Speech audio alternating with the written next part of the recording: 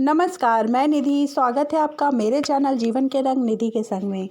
दोस्तों, आप सभी को मकर संक्रांति की बहुत बहुत शुभकामनाएं। शास्त्रों के अनुसार मकर संक्रांति का जो पर्व है वो सूर्य देव को समर्पित है। सूर्य के राशि परिवर्तन को संक्रांति कहा जाता है और ज्योतिषी के अनुसार सूर्य के धनु राशि से मकर राशि पर जाना ही मकर संक्रांति है।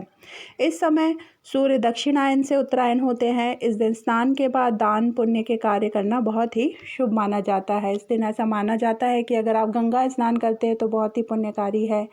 तो अगर गंगा जी आपके आसपास नहीं है तो आप घर पर ही, क्योंकि वैसे भी कोरोना चल रहा है, तो आप घर पर ही गंगा जल और तिल मिले जल से स्नान करें और इसके बाद सूर्य देव को जल का अर्घ्य देकर सूर्य मंत्र का जाप करें और इसके बाद स्नान के बाद दान करें। तो यहाँ मैं आपके साथ दान में क्या चीज़ें आपको क्या चीज़ें दान करनी है वो बताने जा रही हूँ। गुप्त दान क्या करना है, कैसे करना है और दान के पीछे की कथा बताने जा रही हूँ। तो सबसे पहले मैं आपको बता देती हूँ कि स्कंद पुराण में वर्णित है कि गुप्त दान आपको करना चाहिए, यानी कि घर में तिल और गुड़ के जो हम लड्डू बनाते हैं उनमें से 1 या 2 लड्डू में आप 1 या 2 रुपए का सिक्का डालकर आप ऐसे लड्डू को बनाकर फिर आप इसे मंदिर में दान कर दीजिए।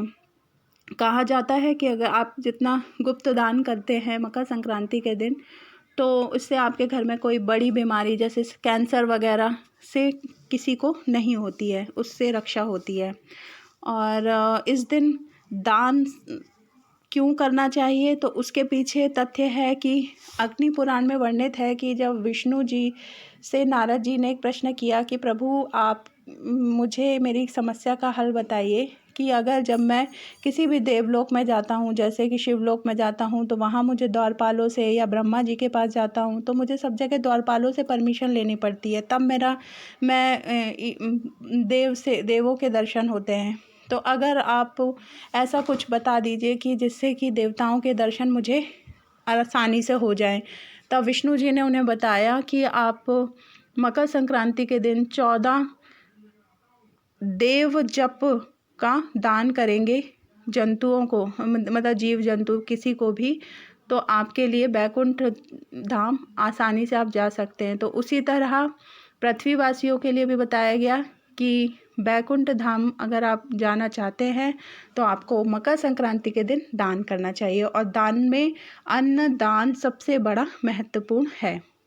तो चलिए देखते हैं अन्नदान दान में क्या करना है। यहाँ मैं मिनिमम चीज़ें आपको बता रही हूँ।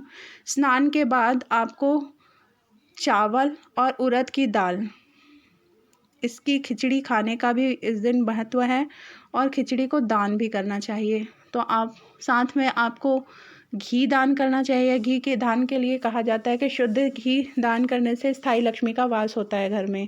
साथ में नमक और खिचड़ी आप चाहें तो बना कर भी दान कर सकते हैं, और या फिर आप इस तरह सूखी खिचड़ी का जो सामान उसमें लगता है आप वो दान कर सकते हैं।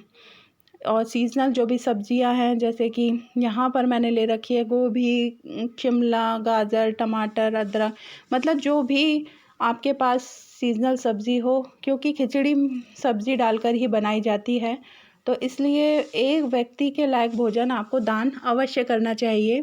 यह दान आप किसी ब्राह्मण को दे सकते हैं, किसी मान्य को दे सकते हैं, या फिर किसी ज़रूरतमंद को भी दे सकते हैं। कोई भी सीज़नल फल साथ में आप ले सकते हैं, जैसे यहाँ मैंने चीकू लिया, आप इसकी जगह कोई भी सीज़नल फल जैसे ऑरेंज हुआ, एप्पल हुआ, ये ले सकते हैं।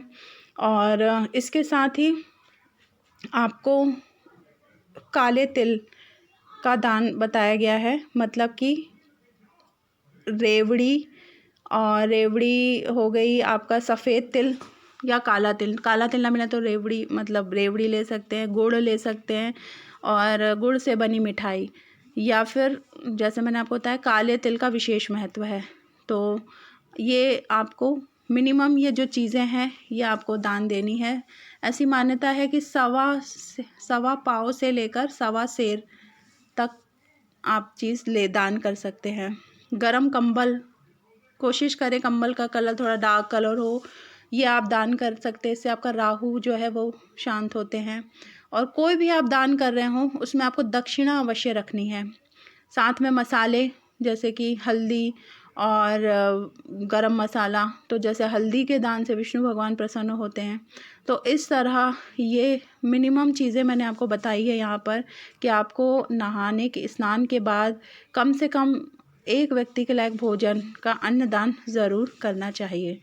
तो फ्रेंड्स, ये था मकर संक्रांति में दान की विधि और क्या दान करना चाहिए। वीडियो आपको पसंद आया हो तो दोस्तों रिश्तेदारों के साथ शेयर कीजिए, और अगर आप मेरे नए व्यूअर हैं तो चैनल को प्लीज़ सब्सक्राइब कर लीजिए और बेल आइकन को ज़रूर प्रेस कीजिए। Thank you.